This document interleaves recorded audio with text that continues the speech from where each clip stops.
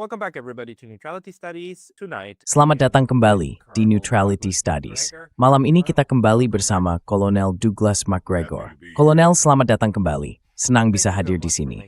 Terima kasih banyak sudah meluangkan waktu, karena situasinya memang sedang gila-gilanya.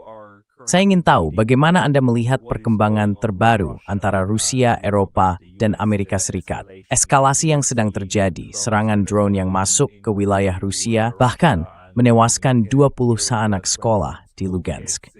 Di sisi lain, Rusia sekarang mengatakan bahwa Kiev harus dievakuasi, atau para diplomat sebaiknya pergi karena can't take them bila. Menurut Anda, apa yang akan terjadi, Ziwa?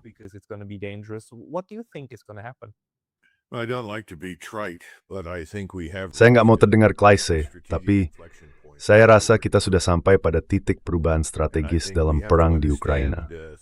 Dan menurut saya, kita harus mencoba memahami situasi ini dari sudut pandang Rusia pada tahap ini. Perang ini sudah berlangsung lama sekali, terus berlarut-larut. Orang-orang selalu bertanya, kenapa bisa begitu? Di Barat, jawabannya selalu, karena Rusia lemah, mereka nggak tahu apa yang mereka lakukan, Putin kurang tekat, dan seterusnya. Semua itu omong kosong. Presiden Putin melancarkan operasi militer khusus ini karena alasan yang sudah sering kita bahas. Intinya, itu adalah langkah defensif untuk melindungi Rusia dari sesuatu yang awalnya belum ia pahami, tapi kemudian ia sadari sebagai upaya serius untuk menjadikan Ukraina semacam alat pemukul yang bisa digunakan melawan Rusia.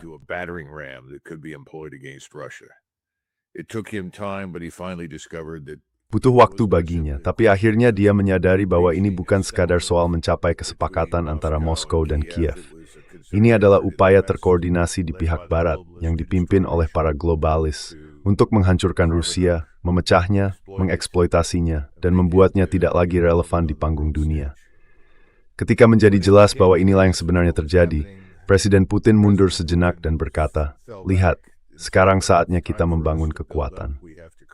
Kita harus menciptakan sistem militer yang baru, yang kita miliki sekarang tidak memadai, dan ini akan butuh waktu. Memang sudah memakan waktu. Dia bergerak dengan sengaja, terencana, dan hati-hati, karena dia ingin menyelamatkan sebanyak mungkin nyawa. Dia tidak ingin mengorbankan nyawa rakyat Rusia tanpa alasan. Mungkin, dalam sejarah Rusia, dia adalah satu-satunya pemimpin yang paling manusiawi yang pernah memimpin Rusia dalam masa perang.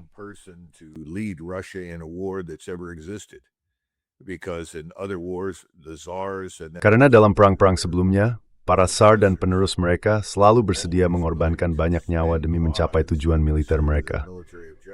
Putin sejauh ini berusaha menghindari hal itu. Kedua, Putin juga berusaha mengingat bahwa orang-orang yang dilawan dan dibunuh oleh pasukannya, pada dasarnya sebagian besar adalah orang Slavia Ortodoks. Jadi dia juga berusaha menahan diri terhadap mereka. Menurut saya, dia cukup berhasil di pihak Rusia. Siapapun yang menghabiskan waktu di Rusia dan berbicara dengan masyarakat akan cepat menyadari bahwa dukungan terhadapnya sangat besar. Data jajak pendapat terbaru menunjukkan sekitar 82-84% mendukungnya. Dan itu angka yang luar biasa tinggi untuk situasi perang seperti ini. Jadi dia berhasil mempertahankan hal itu. Dia juga berhasil menjaga taraf hidup rakyatnya.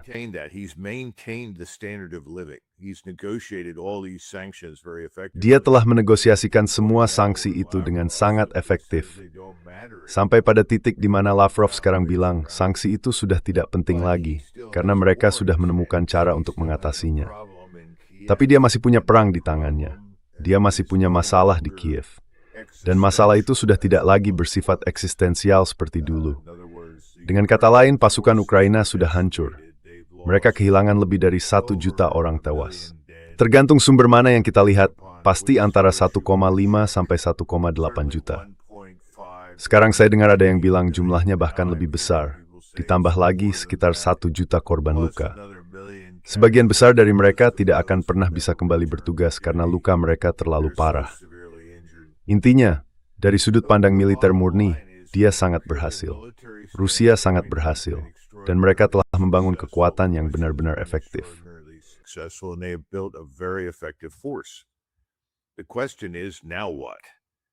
Pertanyaannya sekarang, lalu apa? Karena kalian masih terjebak dengan rezim di Kiev. Dan meskipun rezim itu sudah tidak bisa lagi mengancam keberadaan kalian secara langsung, mereka masih punya kemampuan untuk menimbulkan kerusakan dan mengingatkan semua orang bahwa mereka masih ada dan masih berfungsi. Dan sayangnya, kita dan pihak Eropa terus mendukung serta membantu mereka.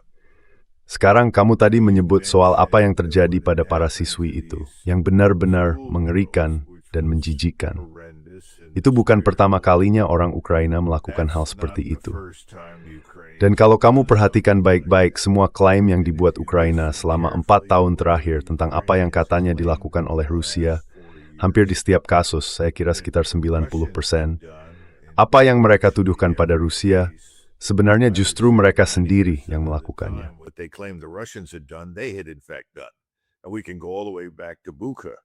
Kita bisa mundur jauh ke peristiwa di Bucha yang terjadi cukup awal.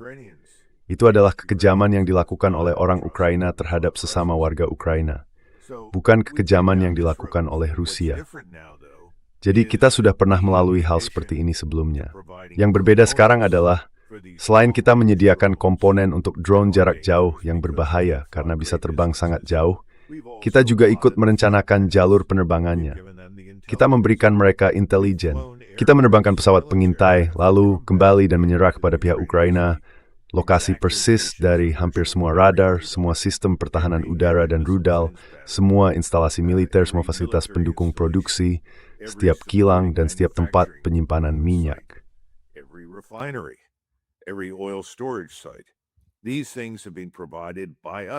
Hal-hal ini disediakan oleh kita, dan saya juga memasukkan Amerika Serikat di situ, yang sangat mengecewakan.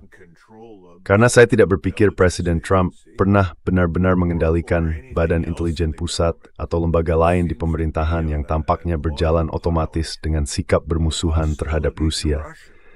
Dan saya rasa itulah sebabnya Presiden Putin berulang kali mengatakan, saya sudah bertemu dengan semua presiden itu, dan mereka semua bilang akan melakukan sesuatu. Tapi tidak satu pun yang benar-benar bisa berbuat banyak. Jelas mereka sebenarnya tidak memegang kendali. Jadi pertanyaan yang sesungguhnya adalah, siapa yang sebenarnya berkuasa di Washington? Apakah Presiden Trump benar-benar memegang kendali? Apakah dia pemimpin yang turun langsung? Menurut saya tidak.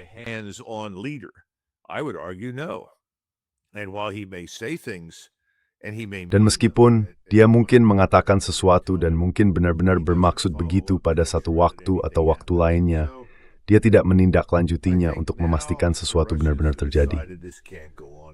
Jadi saya pikir sekarang, Rusia sudah memutuskan bahwa ini tidak bisa terus berlanjut. Dan hanya ada satu cara untuk mengakhirinya, yaitu tidak cukup hanya melancarkan serangan udara. Apapun yang diluncurkan di udara hanya memberi dampak sementara di darat. Dengan kata lain, ada masa di mana musuh berhasil dipukul mundur dari posisinya. Artinya mereka mengalami semacam kelumpuhan sementara.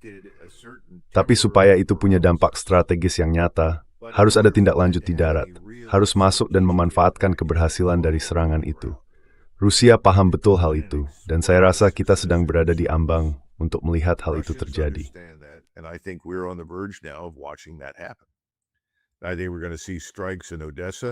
Saya pikir kita akan melihat serangan di Odessa yang dirancang untuk mempermudah perebutan kota itu.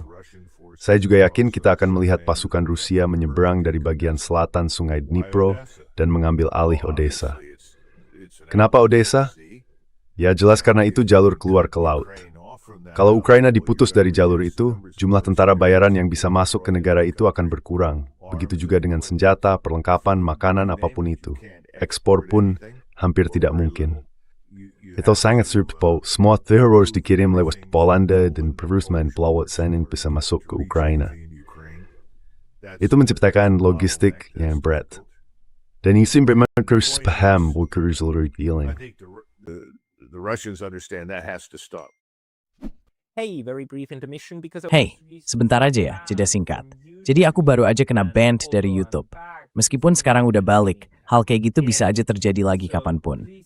Jadi tolong pertimbangkan buat langganan, bukan cuma di sini, tapi juga di daftar email aku di Substack, di pascalotas.substack.com. Tautannya ada di deskripsi di bawah. Sekarang, kita lanjut lagi ke videonya. And now, back to the video. Secondly, as we know, Odessa Kedua, seperti yang kita tahu, Odessa itu secara historis adalah kota Rusia. Bukan cuma berbahasa Rusia, tapi memang didirikan oleh Catherine yang Agung dan para jenderal yang mengusir Turki Utsmani dan Tatar dari Crimea. Jadi, bagi banyak orang Rusia, itu salah satu tempat yang dianggap harus kembali ke Rusia. Sekarang, ada beberapa konsentrasi lain yang juga patut diperhatikan di pihak Rusia. Ada kekuatan besar yang terkonsentrasi di Byelorusia, di utara Kiev. Jumlahnya sangat besar, distribusi meletot dan diperkirakan ada sekitar 20-30 utara Tuath. Dalam sledasi konsentrasi besar, kira-kira 100 mil kil sorting Kiev, menghadap Miri. east of Kiev, facing the river. Now these are forces that have been Sekarang pasukan ini sudah bergerak perlahan di bagian utara Ukraina Timur, dengan tujuan menyingkirkan apa yang mereka sebut sebagai kelompok neo-Nazi, unit Azov, dan hal-hal lain semacam itu. Secara umum mereka cukup berhasil, dan sekarang mereka bisa mengalihkan perhatian secara besar-besaran ke hal yang lebih besar lagi. Jadi menurut saya, saat ini ada potensi munculnya 3 jalur utama bagi pasukan Rusia dalam skala besar. Pertama di bagian selatan. Meskipun hayasnya sekarang tentu mungkin di dekat Dnipro, lalu garis lesel berput Odessa. Layang melintas tepi menuju Kiev. Dan mengtik dala dekat deporti tarif Byelorusi yang turun ke Kiev. coming down out of Belarusia towards Kiev. Now, the reason I mention this is, yes, we're going. Alasan saya menyebut hal ini adalah, ya, kita akan melihat lebih banyak Oreshnik yang digunakan di tempat-tempat seperti Kiev. Dan Oreshnik itu adalah sistem senjata yang sangat mematikan. Kita tidak tahu berapa banyak yang mereka miliki. Mungkin ada antara 50-100 Oreshnik yang siap digunakan. Jumlah itu jelas cukup untuk apa yang ingin mereka lakukan. Tapi intinya, ada hal lain yang juga sedang terjadi. Putin menunjukkan banyak kesabaran karena dia selalu tahu bahwa rezim globalis di Eropa Barat tidak populer. Dan semakin dia mendorong perang, semakin tidak disukai media. Ini terlihat di Jerman, yang telah mengalami deindustrialisasi secara bodoh, memporak-porak kerjaan. Stupidly, thrown people out of work, and Germany is caught up in internal problems with. Dan Jerman sekarang sedang terjebak dalam berbagai masalah internal, dengan semua Muslim dan orang-orang non-Eropa lainnya yang sebenarnya sejak awal tidak benar-benar diundang masuk ke negara itu. Ini adalah hadiah besar dari Merkel untuk Jerman, yang justru sangat merusak.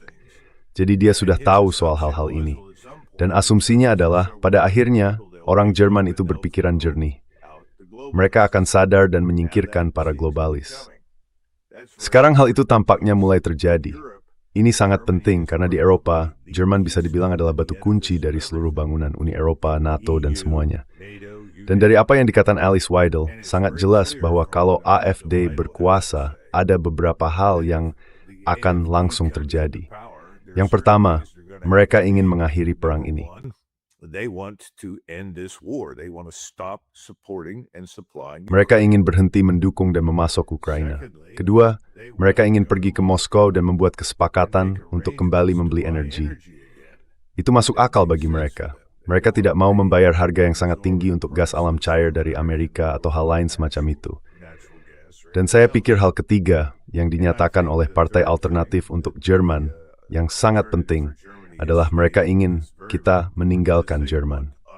Dan tentu saja menurut pandangan saya, waktu itu di tahun 90-an, setelah kami pulang dari operasi di Gurun pada tahun 91, kami melihat sekeliling dan berkata, ya, kami semua menyukai Jerman. Ini tempat yang luar biasa, kami senang berada di sini. Tapi kenapa kita masih di sini?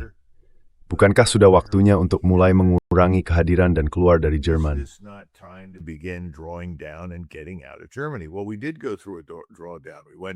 Ya, memang kita sempat melakukan penarikan pasukan. Jumlahnya turun dari hampir 200.000 menjadi sekitar 30 atau 40.000. Tapi kita tidak benar-benar keluar. Kita tetap di sana. Dan kita menggunakan Jerman sebagai titik pangkal. Mirip seperti cara Jepang Kekaisaran dulu menggunakan Taiwan sebagai pangkalan untuk menyerang Tiongkok. Orang Jerman sudah muak dengan itu. Saya tahu orang Italia juga sudah lelah. Dan ini bukan soal pribadi. Bukan karena orang membenci Amerika. Hanya saja sekarang hal itu sudah tidak masuk akal lagi. Dan akhirnya kita punya masalah lain. Kita terobsesi dengan kehadiran militer di garis depan.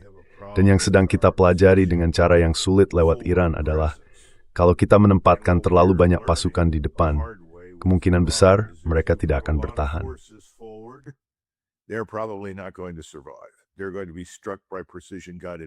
Mereka akan diserang dengan rudal berpemandu presisi yang didukung oleh pengawasan berbasis satelit. Jadi seluruh kehadiran pasukan di laut, di udara, dan di darat itu berisiko.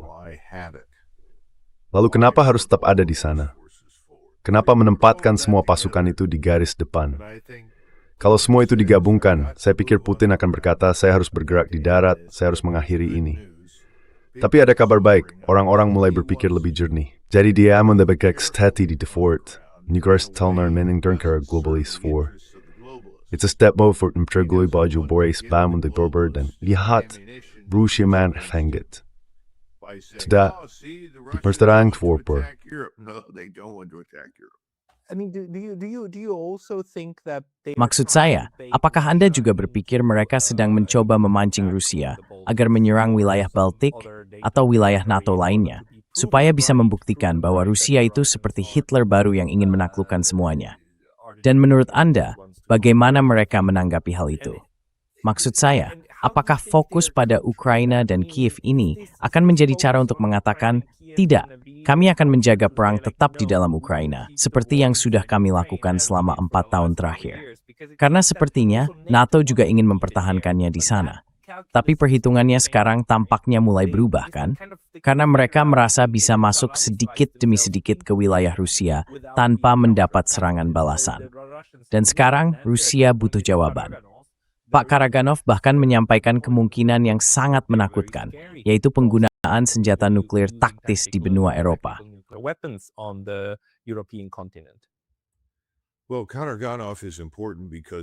Karaganov itu penting, karena ada banyak orang di Rusia yang sangat sejalan dengan pandangannya. Jadi kita nggak bisa begitu saja mengabaikannya. Tapi yang bisa kita katakan adalah dia bukan orang yang memegang kendali. Dan apapun pandangannya, belum tentu itu juga pandangan Pak Putin, Pak Lavrov, atau tokoh-tokoh lain. Rusia punya banyak alasan yang bisa dimengerti untuk merasa marah. Itu jelas, dan nggak perlu diperdebatkan lagi. Saya sendiri juga bisa memahami pandangan mereka. Tapi sejauh ini, pihak yang lebih tenang masih bisa mengendalikan situasi. Sekarang ada beberapa pertanyaan yang harus dijawab. Apa sebenarnya NATO itu? Dan sekarang Presiden Trump baru saja mengirim 5.000 pasukan ke Polandia. Semua orang di Amerika Serikat pada bilang, apa? Apa maksudnya ini? Kamu lagi ngapain? Sekitar 3 minggu setelah dia bilang akan menarik 5.000 pasukan dari Jerman. Jadi sebenarnya ini cuma semacam pergeseran saja. Selain itu, tentu saja ada rancangan undang-undang di Kongres yang mencegah Presiden benar-benar menarik banyak pasukan. Ya, saya rasa kita semua sedang berusaha memahami apa yang sebenarnya terjadi.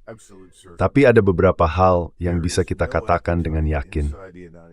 Tidak ada keinginan di dalam Amerika Serikat untuk berperang dimanapun. Nah, apa maksud saya dengan itu?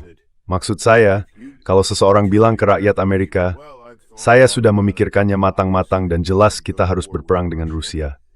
Orang-orang akan menatapnya dan bilang, kamu sudah gila. Amerika Serikat tidak bisa dikirakan itu perang besar-besaran. Rakyat Amerika tidak akan menerimanya. Mereka juga akan menerimanya kalau itu Iran. Itulah mana sentosa ternyata dalam kebijakan luar negeri dan pertahanan Amerika.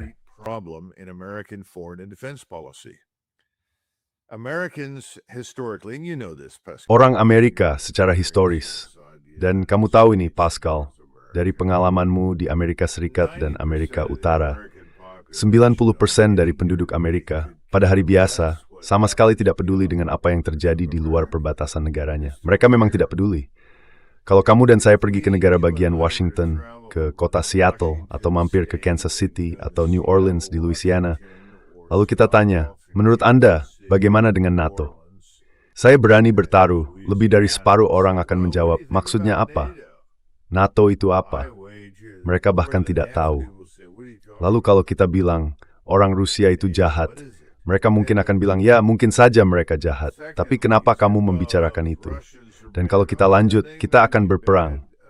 Mereka akan kaget, apa? Mereka akan bilang, mungkin orang Rusia memang jahat, tapi bukan berarti kami mau berperang dengan mereka. Well, Russians may be bad, but that doesn't mean we want to go to war with them. What I'm trying to say is that the average American. Yang saya coba katakan adalah, rata-rata orang Amerika mungkin tidak sebaik orang Eropa dalam hal pengetahuan dan pendidikan, tapi dia jelas lebih rasional dibanding orang-orang di Washington. Orang-orang di Washington sudah hidup dalam ruang hampa selama 30 tahun.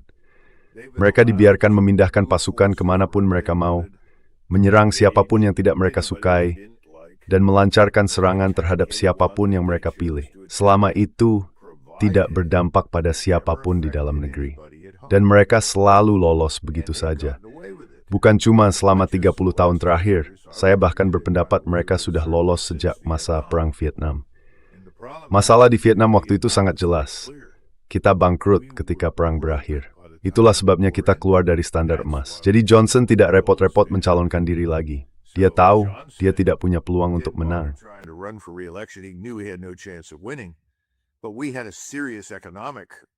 Tapi waktu itu kita punya masalah ekonomi yang serius. Masalah keuangan di dalam negeri Amerika Serikat. Itu nggak bisa diabaikan. Jadi apa yang kita lakukan? Kita pergi. Kita berkemas dan meninggalkan Vietnam. Apakah kita pernah secara terbuka bilang, aduh maaf ya, kita membunuh hampir 2 juta orang Vietnam dan itu keputusan yang bodoh? Enggak juga. Apakah kita banyak bicara tentang apa yang kita lakukan di sana? Enggak terlalu. Enggak selama bertahun-tahun. Faktanya, Vietnam seolah-olah hilang begitu saja dari pemberitaan. Karena memang begitulah cara kita menghadapi hal seperti itu. Kita kalah dan topiknya pun menghilang. Ngomong-ngomong, kita juga kalah di Korea. Kita nggak bisa mengusir pasukan Tiongkok dari semenanjung Korea. Dan Eisenhower yang waktu itu terkejut dengan pecahnya perang, mungkin sebenarnya sependapat dengan MacArthur. Karena sebelum perang dimulai, tak lama setelah Perang Dunia Kedua, MacArthur sudah bilang semua tukan sebaiknya ditarik dari semenanjung itu.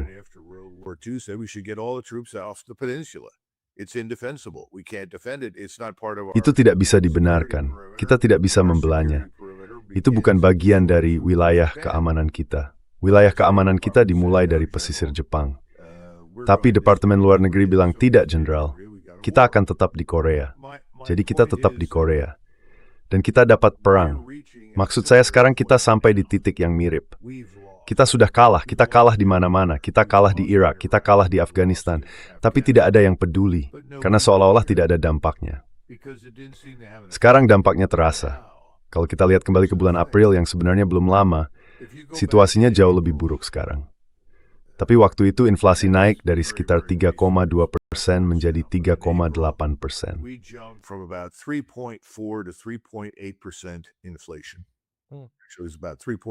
Proyeksi sampai musim panas ini menunjukkan inflasi bisa naik sampai 6%. Nah, kenapa ini penting? Karena kalau inflasi naik ke 6% atau bahkan 5%, apa yang harus dilakukan dengan suku bunga untuk menekan inflasi? Ya, suku bunga harus dinaikkan. Artinya kalau inflasi 5-6%, suku bunga juga harus naik. Mungkin sampai 7% kalau inflasi 6%. Lalu apa yang terjadi kalau kita benar-benar melakukan itu? Sistem keuangan kita bisa kolaps, ekonomi kita bisa runtuh, kita nggak bisa melakukannya. Jadi bagaimana cara yang tepat untuk menggambarkan situasi ini? Apa masalah besar yang sebenarnya ada di depan mata? Bukan Rusia, bukan Tiongkok, bukan Iran, tapi ekonomi kita sendiri yang dikelola dengan sangat buruk, pengeluaran yang sembrono. Dan siapa yang dimintai pertanggungjawaban atas semua ini? Nggak ada. Tapi nanti, ketika semuanya berantakan, apakah akan ada yang disalahkan? Ya, nama Donald Trump. Emebralet speeder di posisi strength sulit. The intelligent thing to do is to get out of Ukraine. Right away. Pull the plug. Cabut saja.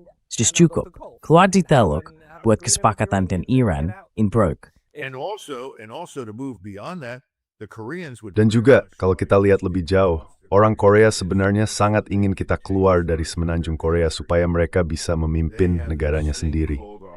Mereka punya yang namanya kendali operasional.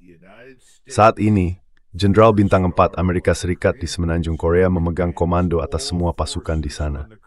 Orang Korea tidak mau itu. Mereka ingin memimpin pasukan mereka sendiri. Saya setuju dengan mereka. Saya sudah bilang itu sejak tahun 97. Jadi salah satu alasan kenapa orang Korea mengundang Kong Sestina. Tapi inti yang ingin saya sampaikan adalah kita lu keluar dari semua seperti itu. Dunia yang seperti itu sudah berakhir. Dunia itu berubah. Bagaimana? That world has changed. How widespread do you think your sentiment is? Menurut Anda, seberapa luas sebenarnya sentimen ini di Amerika Serikat? Karena kita bisa melihatnya dengan jelas di kalangan konservatif. Maksud saya, Tucker Carlson mengatakan hal yang sama. Begitu juga Candace Owens. Tampaknya sentimen ini memang sedang berkembang ya, bahwa semua pangkalan itu sudah tidak masuk akal lagi. Dan yang menarik, justru Partai Demokrat tidak membicarakan hal ini.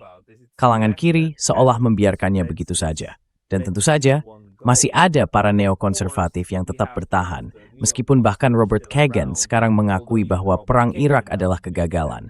Tapi usulnya justru, kalau begitu ya digandakan saja.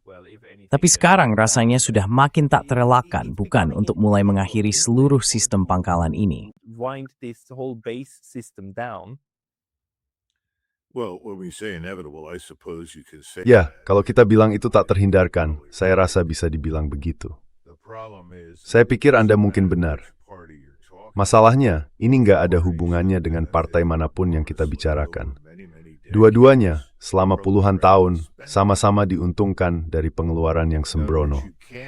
Dengan kata lain, kita nggak bisa berharap orang-orang yang membuat kita ada di posisi rentan seperti sekarang ini akan jadi pihak yang memperbaikinya. Itu seperti berbicara di ruangan penuh pecandu narkoba dan bilang, kami ingin kalian membantu kami menghentikan kecanduan bagi semua orang yang kami temukan di seluruh Amerika Serikat.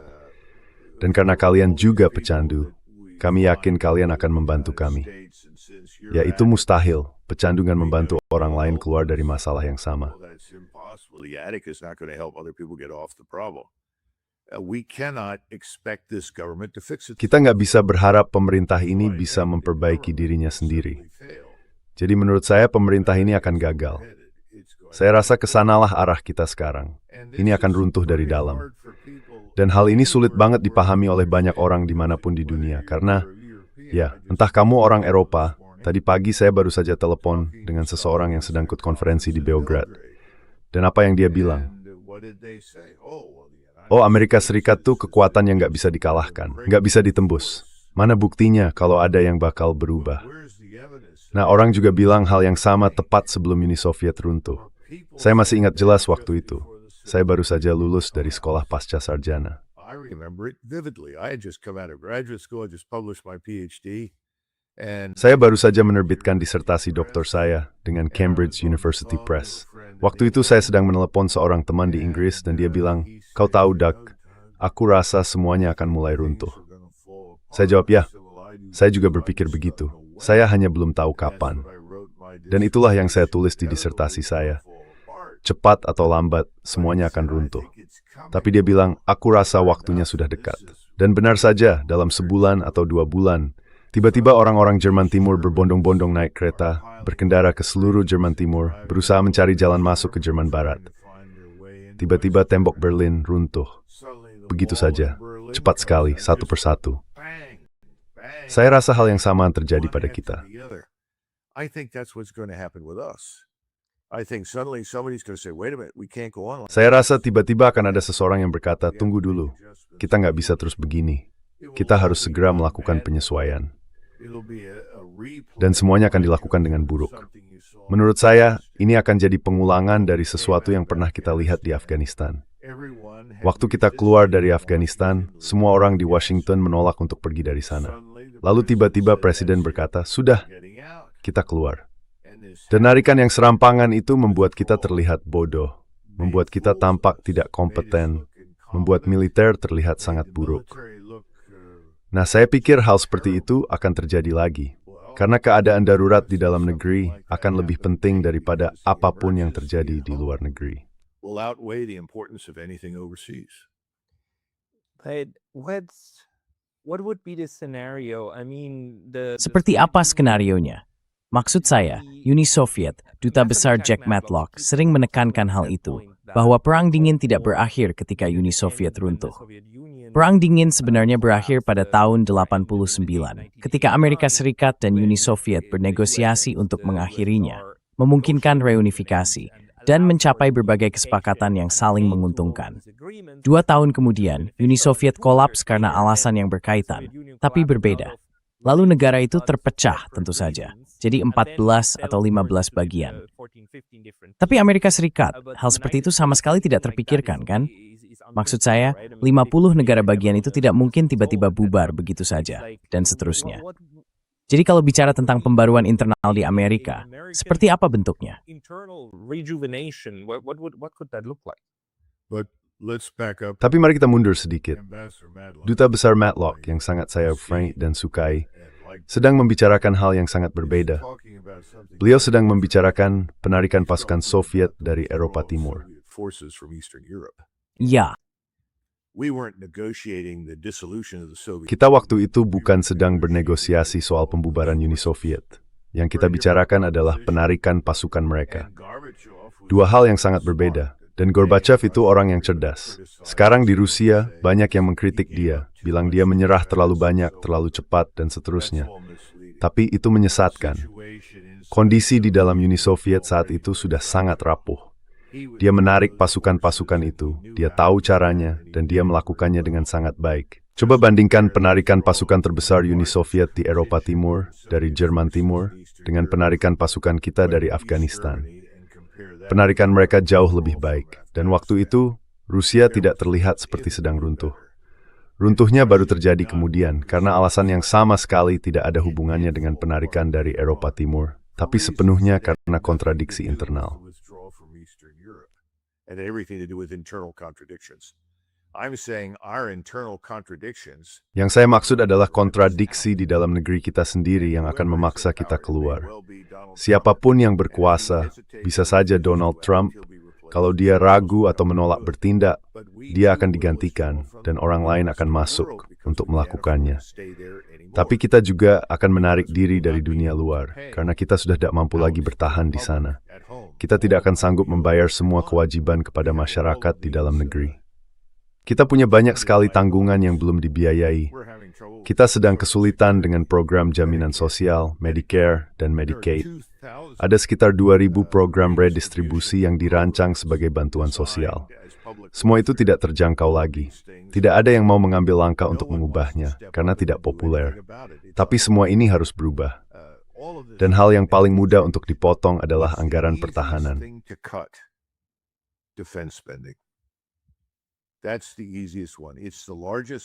Itu yang paling mudah. Itu bagian terbesar dari pengeluaran diskresioner, paling gampang dipotong.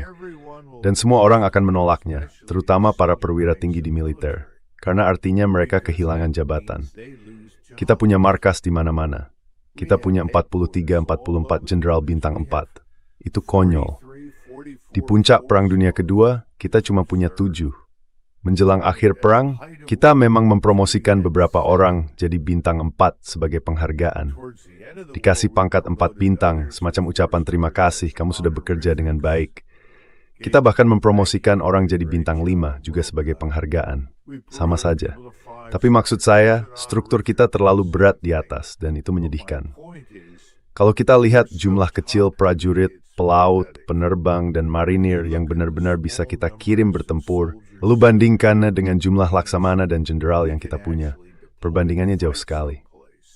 And compare that to the numbers of admirals and generals. It's outrageous. Ini benar-benar keterlaluan. Jadi, itu harus diubah. Memangkas markas-markas itu, menarik pasukan dari penugasan di luar negeri, itu mudah. Karena kita tidak sedang mengurangi pasukan di dalam Amerika Serikat. Kalau kamu pergi ke wilayah utara New York dan bilang pos ini sudah tidak kita butuhkan lagi, ada 20.000 tentara di sana, kita akan menarik mereka. Semua orang pasti akan marah besar. Mereka akan bilang, oh tidak bisa begitu. Ada banyak bisnis di sini yang bergantung pada pos itu. Dan ada juga pabrik di sini yang memproduksi perlengkapan untuk pasukan di pos itu. Jadi kamu tidak akan menarik pasukan dari Amerika. Kamu menarik pasukan dari luar negeri. Dan itu sesuatu yang bisa kita lakukan dengan dampak yang sangat kecil di dalam negeri. Itu akan terjadi. Minimal pain here. It's going to happen. Do you think Do you think this will also include Menurut Anda, apakah ini juga akan mencakup apa yang terjadi di Karibia? Atau Amerika Serikat akan menjadi hegemon di seluruh belahan bumi ini? Maksud saya, Kuba dan negara-negara lain seperti Venezuela dan sebagainya. Apakah kekuatan akan difokuskan di sana, atau justru akan ada penarikan penuh ke dalam?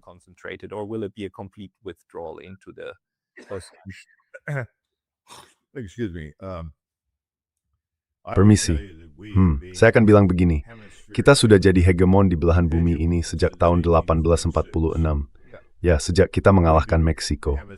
Dan sebenarnya, waktu itu para pemimpin Meksiko sendiri bilang, kalau mereka kalah dalam perang ini, mereka akan selamanya cuma dapat sisa-sisa dari meja makan Amerika. Dan mereka benar. Jadi, kita memang sudah jadi hegemon. Kita nggak perlu membuktikan itu ke siapapun. Kita juga nggak perlu menyerang siapapun untuk membuktikannya. Nah, disinilah masalahnya dengan Donald Trump. Dia melihat ke Kuba, dan saya rasa di pikirannya dia ingin tampil seolah-olah sedang membebaskan Kuba. Kuba memang sedang runtuh, dan itu nggak apa-apa. Kita seharusnya peduli bersama negara-negara lain di Amerika Latin untuk membantu mengelola situasi itu. Karena yang tidak kita inginkan, dan juga tidak diinginkan oleh negara-negara lain di Amerika Latin, to are hundreds of thousands of Cubans showing up on their doorstep. So that makes perfect sense. But Itu masuk akal banget. Tapi kalau bicara soal masuk ke Kuba dengan pasukan Amerika, kita sudah melakukannya 3 kali di paruh pertama abad ke-20. 3 kali kita menyerbu Kuba. Kita mulai tahun 1899, lalu kembali lagi tak lama sebelum Perang Dunia Pertama, dan sekali lagi setelah perang itu. Kita yang menulis konstitusinya. Kita yang mengawasi pemilu. Kita yang membentuk pemerintahan. Lalu kita pergi. Tempat yang justru kita tetap bertahan, padahal seharusnya juga kita tinggalkan, adalah Puerto Rico. Dan Puerto Rico itu seperti lubang tanpa dasar bagi uang pajak dan sumber daya Amerika. Tidak produktif. Bukan bagian dari Amerika. Itu bagian dari Amerika Latin. Kita seharusnya tidak ada posisi kita di sana tidak bisa dipertahankan. Kita seharusnya keluar. Kita juga ingin keluar. Tapi sekarang orang-orang di Puerto Rico bilang, kalau kalian pergi, kami serantuan miskin. Kau setiap tahun mentransfer $1 million ke Puerto Rico dan tertelitin. billions of dollars to Puerto Rico on a routine basis. Cuba is a bottomless pit. We need to stay out of it. Kuba itu seperti lubang tanpa dasar. Kita harus menjauh dari urusan itu. Orang-orang yang tinggal di sana harus hidup dan mengatur diri mereka sendiri, dengan cara apapun yang mereka pilih. Kita perlu mulai memahami 2 hal. Pertama, tidak semua negara di dunia menjadi tiruan Amerika Serikat. Itu omong. Kedua, ada banyak cara untuk memerintah selain cara yang kita gunakan. Dan ketiga, orang-orang dengan budaya, sejarah, dan kondisi geografis yang berbeda akan bertindak berbeda dari kita. Itu tidak berarti mereka adalah ancaman. Jadi, menurut saya yang perlu kita lakukan terhadap Kuba adalah membantu mereka sebisa mungkin untuk menghadapi perubahan yang pasti akan terjadi di sana. Tapi kita harus tetap menjauh dan sama sekali tidak ikut campur.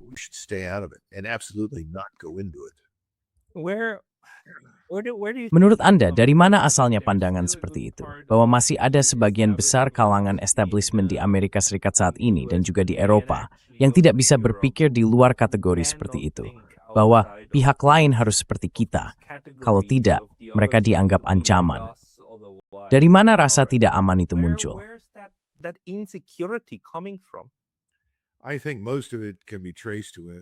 Saya rasa sebagian besar hal ini bisa ditelusuri ke masa lalu yang bersifat imperial.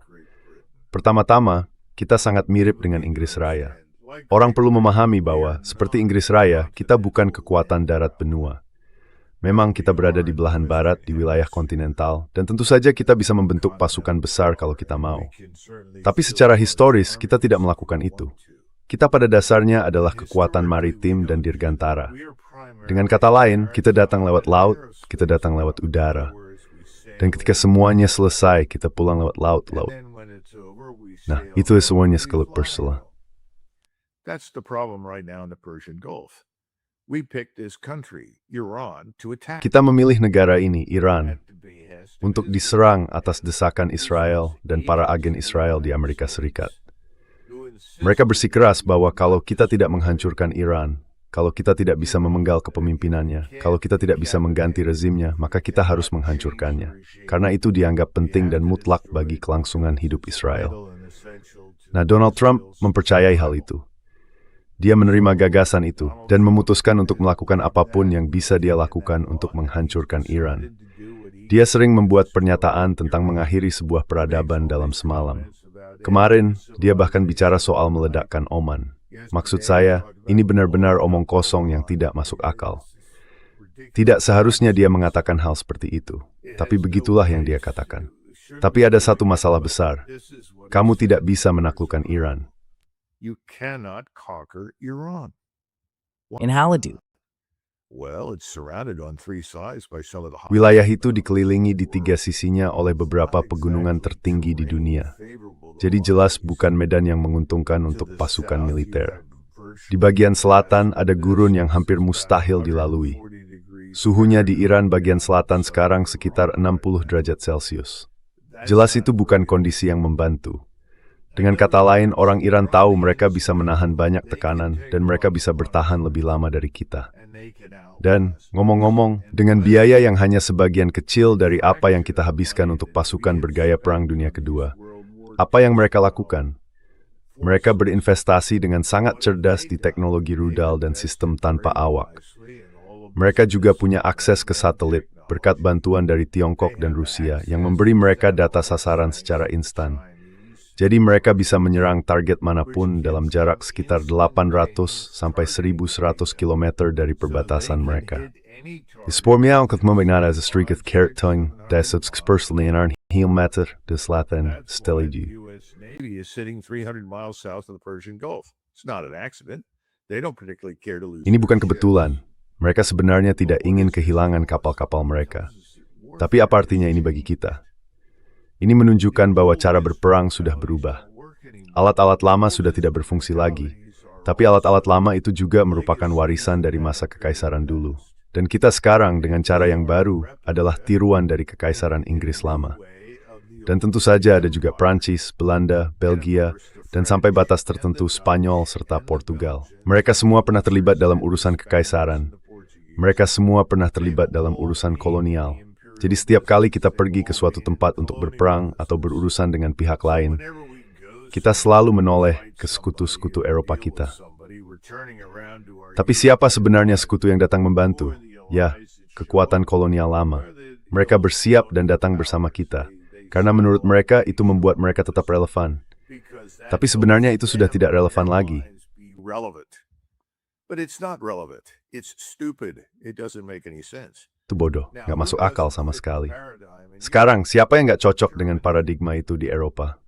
Jerman. Jerman. Secara historis, Jerman bukan kekuatan kolonial. Jerman selalu fokus pada dirinya sendiri. Itulah kejeniusan Bismarck. Dia bilang, lihat, kita nggak peduli punya imperium. Kita nggak mau punya koloni. Kita juga nggak butuh angkatan laut besar. Jelas, nasihat itu nggak diikuti. Dan hal itu ikut merusak hubungan dengan Inggris Raya serta memicu Perang Dunia Pertama. Tapi dia benar, dan pandangan itu masih hidup di dalam Jerman sampai sekarang. Orang sering bilang Hitler ingin menaklukkan dunia. Tapi sebenarnya, Hitler marah besar pada Italia karena dia bilang, tetap di rumah, jangan kemana-mana. Kita nggak mau berperang di tempat lain. Fokus kita di Eropa.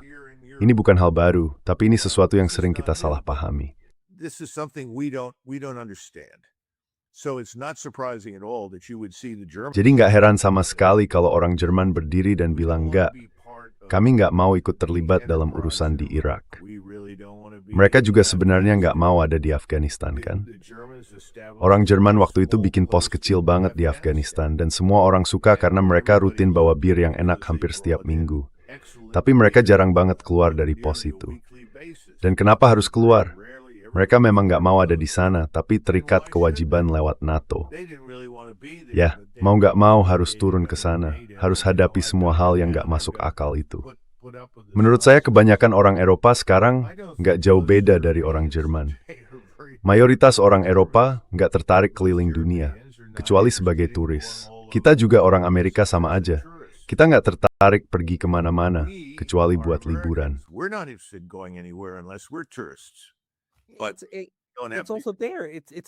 Itu juga terjadi di sana. Ada sekelompok kecil elit yang benar-benar menginginkan semua kebijakan ini dan sangat sulit sekali untuk melepaskan mereka dari posisi kekuasaan itu. Mereka terus-menerus menemukan cara untuk menipu sebagian besar masyarakat agar ikut mendukung hal ini. Dan sekarang kita lihat di Eropa, sayangnya juga di Jerman, ada propaganda perang yang sangat gencar, bahkan sudah hampir seperti histeria perang. Andis Ember, Pam perang dengan Rusia. Itu kempres mall. To go to war with Russia. It's very scary. And there's no evidence for any of it. But Dan tidak ada bukti untuk semua itu. Tapi mereka menguasai media. Dan kita punya masalah yang mirip di Amerika Serikat. Orang-orang yang mendorong kita menuju perang dengan Iran, orang-orang yang ingin berperang dengan Rusia, adalah orang yang sama yang menguasai media arus utama. Sementara di Eropa, mereka jauh lebih efektif dalam menekan media alternatif dibanding kita. Jadi setidaknya di Amerika Serikat, kita masih punya media alternatif, orang lain masih bisa bersuara, dan masih ada yang bisa memberikan informasi berbeda. Sekarang ini, situasinya sudah sampai pada titik di mana satu-satunya orang yang percaya pada sebagian besar omong kosong itu adalah orang-orang seangkatan saya. Saya ini yang disebut generasi boomer, artinya saya lahir di tahun 50-an. Tepatnya, saya lahir tahun 1953. Dan kebanyakan teman seangkatan saya bilang, Iran memang sudah lama jadi masalah. Iran's been a problem for a long time. We should just bomb the hell out of them. Kita harus bom habis-habisan mereka. Itu yang sering orang bilang. Tapi kalau kita lihat ke generasi di bawah usia 50 tahun, mereka bilang apa? Kita ngapain sih? Ini nggak masuk akal. Apa yang Iran pernah lakukan ke kita? Ini gila. Dan tahu nggak, hampir nggak ada yang mau mengingatkan bahwa waktu perang Iran-Irak dulu, justru kita yang mempersenjatai Irak. Kita bantu bangun kekuatan militernya, kirim penasihat, kasih amunisi, dan mereka membunuh ratusan ribu orang Iran. Nggak ada yang pernah menyinggung hal itu. Pandangan kita sangat sepihak terhadap banyak hal. Dan kebanyakan orang Amerika, kalau dikasih tahu apa yang barusan saya bilang, belum pernah dengar sebelumnya. Mereka bahkan nggak sadar soal itu. Tapi kabar baiknya, orang-orang di bawah usia 50 tahun sekarang sudah nggak mudah dibodohi lagi. People under the age of 50 are no longer fooled. In fact, I think it's even creeping up into the 50s now. Sebenarnya, saya pikir sekarang angkanya bahkan sudah naik ke kisaran 50-an. Rasionalitas mulai muncul, pertanyaan-pertanyaan sulit mulai diajukan. Jadi saya rasa kita sudah di akhir dari proses ini.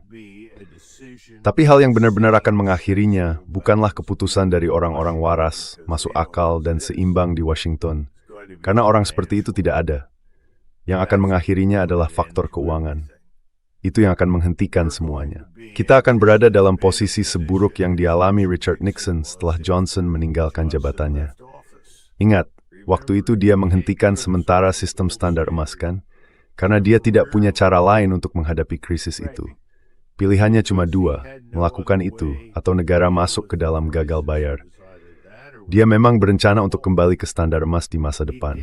Tapi ya, itu tidak pernah terjadi. Tapi ya, nggak ada politisi sejati maksudnya, yang pernah pakai kata sementara tanpa sebenarnya bermaksud permanen. Itu salah satu kata yang seperti itu. Ingat, kerusakan nyata yang terjadi pada kita itu adalah sebelum kita meninggalkan standar emas, setiap kali kita berperang selalu ada pajak perang. Jadi perang itu tidak pernah gratis. Dan satu hal lagi, kalau kita berperang, kita mengirim banyak tentara Amerika untuk bertempur. Artinya, nyawa manusia, nyawa orang Amerika dipertaruhkan. Setelah kita meninggalkan standar emas, kita bisa melakukan dua hal. Pertama, mencetak uang sebanyak yang kita mau untuk melakukan apapun yang kita inginkan. Dan menurut saya itu sekarang akan berakhir. Kedua, kita menyingkirkan sistem wajib militer. Kita membentuk organisasi sukarela yang besar. Sekarang kita sudah begitu bangkrut dan begitu rusak, sampai-sampai kita tidak lagi mampu membentuk pasukan besar untuk berperang dimanapun. Jadi apa yang kita andalkan sekarang? Kekuatan laut dan kekuatan udara.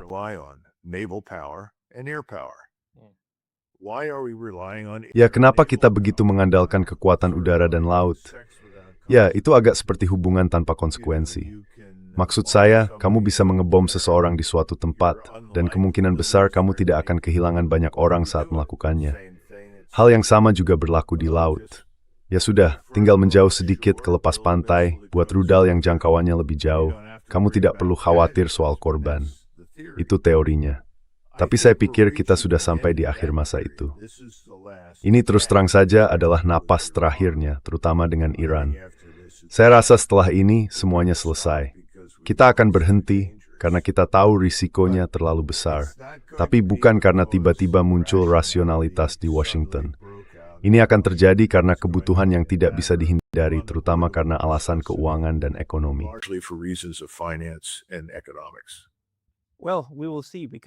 Ya, kita akan lihat nanti, karena waktu yang akan membuktikan.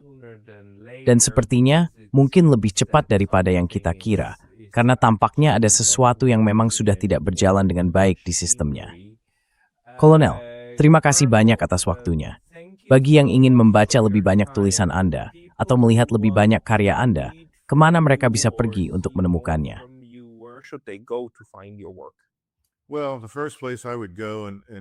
Tempat pertama yang saya sarankan, dan sekarang sedang berjalan sangat baik, adalah Substack bernama McGregor Warrior Substack. Banyak tulisan saya selama bertahun-tahun tersedia di sana. Jadi Anda bisa membaca tulisan-tulisan terbaru dalam beberapa minggu terakhir, tapi juga tulisan yang saya buat selama bertahun-tahun.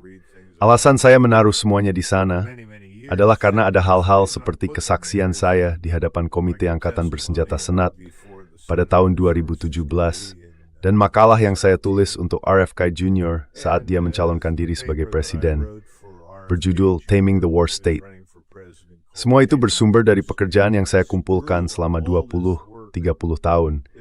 Karena hal-hal yang dulu saya katakan akan terjadi dalam urusan militer, sekarang mulai benar-benar terjadi. Dan itu hal yang baik, karena akan memaksa kita untuk meninjau kembali kebijaksanaan dari apa yang selama ini kita lakukan. Jadi saya pikir dalam jangka panjang, semuanya akan membawa hasil yang baik. Tapi dalam jangka pendek, ini akan terasa sangat berat. Jadi McGregor Warrior Substack. Tempat lainnya adalah The National Conversation. Di situs thenationalconversation.org. Is ordered through Ping. Use strengths to embrace stammer but grace. Brilliant. Dan menurut saya, itu sekarang benar-benar nyata. Saya baru tahu, tepat sebelum datang untuk berbicara dengan Anda, bahwa ternyata Thomas Massie sudah mendaftarkan diri untuk maju sebagai calon presiden di tahun 2028. Sekarang, apakah itu benar-benar akan terjadi atau tidak, itu urusan lain. Tapi faktanya dia melakukan itu dan dia bertemu dengan Marjorie Taylor Greene, lalu mereka membicarakan soal partai ketiga. Syukurlah, itu yang kita butuhkan. Karena dua partai yang skall suara ditang is a YouTube berbeda is membuat perubahan itu. Distinctly different enough to make any difference to us anymore. Dua sayap dari sistem yang sama. Tapi ya, kita lihat saja nanti. Maksud saya rasa prediksi Anda benar. Sesuatu di Amerika Serikat akan berubah karena kebutuhan. Silakan cari Kolonel Douglas McGregor di Substack dan di The National Conversation. Maaf, maksud saya The National Conversation. Tautannya ada di deskripsi di bawah ini. Kolonel Douglas McGregor, terima kasih banyak atas waktunya hari ini. Colonel Douglas McGregor, thank you so much for your time today. Terima kasih, Pascal Lotas.